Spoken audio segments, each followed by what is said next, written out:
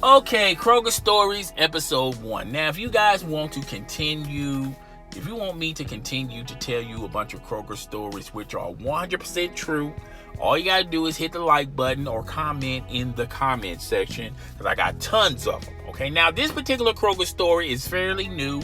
It's about how Kroger has a plan, and they're putting their plan in motion on how to streamline their business so they can compete with the Amazons, the Walmarts, the Targets, particularly online shopping. And it's 3 phases ultimately.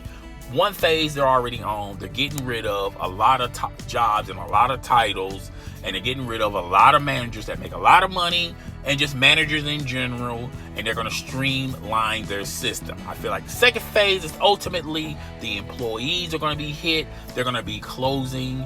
They're going to be downsizing a lot of departments. They're going to be getting rid of a lot of leads, a lot of department heads, even backup department heads, okay? And the third phase is ultimately the customer is going to suffer as well, so they can compete with the Amazons, the Walmarts, the Targets, okay? And I will get into a video on these 3 phases at a later date, okay? So this Kroger story is about this location. I can't tell you what city it's in. I can't tell you what district it's in, zone. I can't even give you the store number, okay? But this store had a store manager there that this particular part of the town loved and adored, okay? He was homegrown. He had a lot of relationships with a lot of customers, old and new. They knew him by his first and last name. They knew his family. I mean, that's how deep the ties are with this store manager. Ultimately, he did not make it through phase 1, and Kroger, he basically took his retirement. He just retired sooner rather than later, okay? And the store manager that's going to take over for him, she used to be the hiring manager of this particular district, okay? She was the one where, if you wanted to become a Kroger manager, you have to go through their training seminar. Then after you go through their training seminar, they take you to different stores to learn different departments. And if you go through all of those, layers, ultimately you become a Kroger manager, and you get to speak to this lady, and she's the hiring manager for the managers, and she tells you what store your new home is going to be. So this lady becomes the store manager at this store where they had the homegrown manager that a lot of customers adore, okay? And a lot of customers are not too happy or too pleased with him retiring, okay? Because they know, and you can put 2 and 2 together. This was a forced retirement, okay? This wasn't, we'll just agree to disagree. I just go ahead and just retire. It wasn't that type of retirement. It's either retire or get fired, okay? So this lady, the hiring manager, becomes the store manager of this store, okay? One, she's already fighting uphill because, when she comes in, she knows that the customers that she has to deal with still have relationships and still feel a certain way of of how Kroger did the previous store manager. So she's already on an uphill battle with that.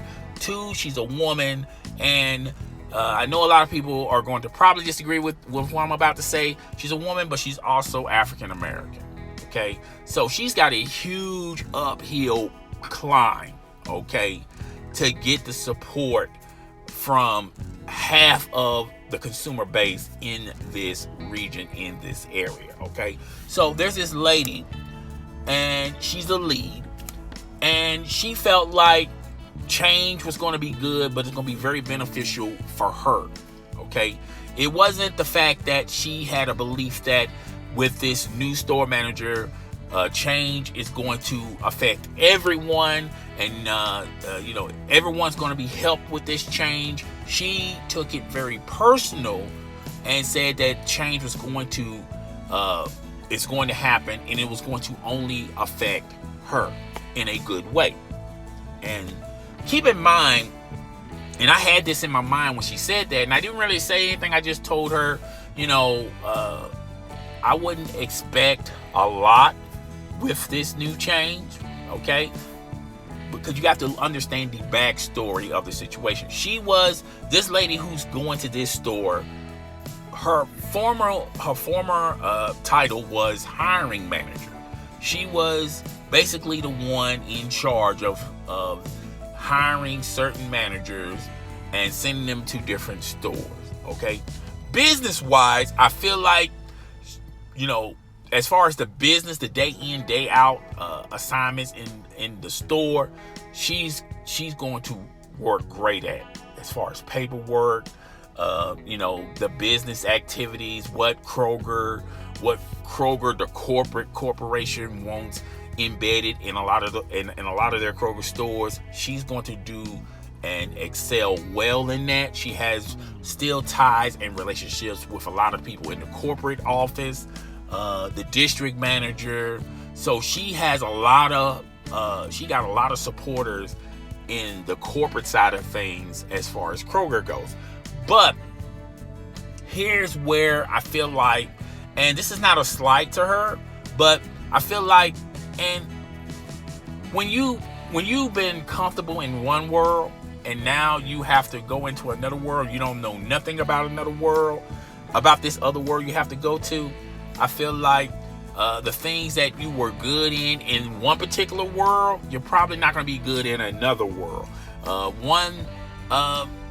She's going to have an uphill climb trying to get the trust and the faith for a lot of these customers that were friends of the other store manager that they let go of, okay? And they're feeling a certain way about it, and they just don't like the way how things ended with the homegrown manager, okay? So she's got an uphill climb with that. Two, I feel like paperwork aside, the business side of things, she's going to excel, but I feel like when it comes to actually going on the floor and not only helping out different departments, but if certain departments were lacking, like up front, like on the register, I just don't think, she's aware of how to be more hands-on as far as department size goes, okay? I don't think she's very familiar with the front end. I don't think she's very familiar with produce or with deli. And this is not something that, I haven't, I have no information on. I have witnessed her, and I just don't think she's really good in those areas. But, everyone's not perfect, okay? This is not an attack on her. This is not a slight on her. It's just telling it like it is. I feel like the business side, she's flawless in that. But when it comes to the hands-on things on the sales floor, I think she's going to struggle in that, okay? And it's going to take her a while to understand that. It's going to take her a while to figure that portion out, okay? And I hope it works well for her. I really do. I really do hope it works well for her. But just like any corporation, at the end of the day, if you're not making money, then they're going to look at it as, why are you here? You're going to start losing the faith with relationships that you have made in the corporate office, because they can no longer protect you if the sales are struggling and the store got worse when you took it, and it was better with somebody that they did not like, or they did not want to renew that individual's contract. They basically sent you to the second busiest store in the zone. Sometimes first. Second busiest store that has the most sales in that zone. Sometimes it's first. And the store gets worse on your watch. I'm not saying that it's going to happen, because at the end of the day, this part of town, it really doesn't matter who the store manager is. It's still going to strive and have sales. It's still going to be in the top 2. Okay. And I feel like the things that she was great at on the business side, she can take those practices and apply it to this store.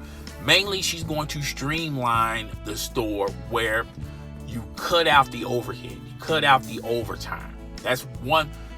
Every smart manager, knows that if you just eliminate overtime, you are already on top of things, because that's saving money if you just eliminate the overtime. If you also, but depending on the store, depending on the location, sometimes overtime is very needed, particularly if you have someone that's got a lot of overtime, but they're doing their job, but they're doing someone else's job, and they're keeping product on the shelf. That's one thing. Okay, so she's going to really have to walk that line, so to say. It's going to be some people she might approve overtime for, but it might be other people that she won't approve overtime for. Okay, if the bottom line is not being met. All right, so that's one of my Kroger stories, guys. If you like that, I will continue to come out with more Kroger stories. If you don't like it, that's fine, cool. I can talk about other things, but I felt like that was just the start. This is like an icebreaker, and I kind of wanted to talk about it. I'll see you guys on the next video.